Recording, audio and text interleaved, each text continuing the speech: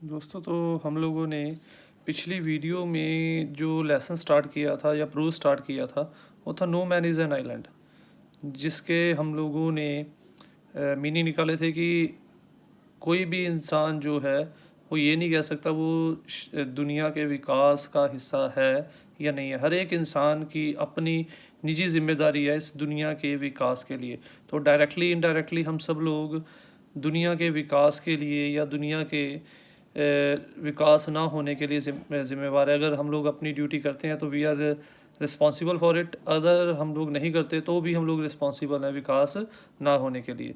तो उसके हम लोगों ने कुछ की फैक्ट्स पढ़े थे 10-11, और उनमें से कल हम लोगों ने 3 की फैक्ट्स एनालाइज किए थे। वर्ल्ड फेडरेशन क्या है, वर्ल्ड फेडरेशन का मीनिंग क्या है। वर्ल्ड फेडरेशन था हमारा कि सारे देशों को एक साम्राज्य के अंदर इकट्ठा कर लेना, उसका नाम हम लोगों ने रखा था वर्ल्ड फेडरेशन। वर्ल्ड फेडरेशन किस लिए बनाई गई कि पूरी दुनिया में एक ही किसी प्रकार की भी दुश्मनी ना हो, सब लोग मिलजुल के रहना सीखें। और दूसरा पॉइंट हम लोगों ने पढ़ा था जहाँ पे हम लोगों ने सेक्रीफाइस और सेल्फ रिस्पॉन्सिबिलिटी, अपनी निजी जिम्मेदारी और देश दुनिया समाज के लिए कुर्बानी की भावना को एनालाइज किया था। और तीसरा पार्ट हम लोगों ने पढ़ा था कि चलो हम लोगों ने वर्ल्ड फेडरेशन बना ली, अगला काम होता है सरकार। तभी कोई भी वर्किंग मशीनरी वर्क करेगी जब सरकार जो है वो वहाँ पे होगी। और किस सरकार को हम लोग अच्छी और बुरी कहते हैं, तो वहाँ पे राइटर ने कहा कि कुछ लोग उसी सरकार को अच्छा कहते हैं जिनके लिए सरकार ने अच्छा किया है, कुछ लोग उसी सरकार को बुरा कहते हैं जिनके लिए सरकार ने कुछ नहीं किया। तो ऐसे में हम लोग किस सरकार को सही कहें, एक वर्ग उन्हें सही कह रहा है, एक वर्ग उन्हें गलत कह रहा है। तो इसमें उसने 2 मापदंड दिए थे हमें, जिसके आधार पे हम लोग एक बिल्कुल कंक्लूसिव आंसर पे पहुंच सकते हैं। और पहला कंक्लूसिव आंसर क्या था, राइटर ये कहता है कि पहला, जो सरकार ज़्यादा से ज़्यादा लोगों को बेसिक सहूलतें देगी उस सरकार को हम लोग अच्छी सरकार कहेंगे।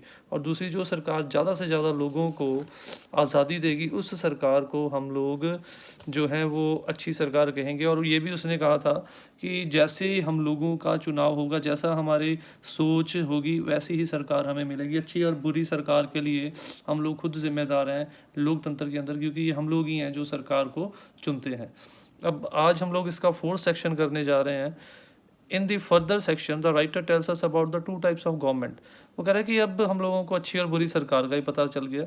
तो बेसिकली दुनिया में राइटर कहता है कि 2 प्रकार की सरकारें हैं, डेमोक्रेसी एंड डिक्टेटरशिप। डेमोक्रेसी जैसे हमारे देश में है, भारत को दुनिया का सबसे बड़ा लोकतंत्र माना जाता है, ठीक है। डेमोक्रेसी लोकतंत्र, डिक्टेटरशिप राजशाही या तानाशाही, जैसे नॉर्थ कोरिया में है, ठीक है, जैसे ईरान इराक में था, तो उसे हम लोग बोल देते हैं डिक्टेटरशिप।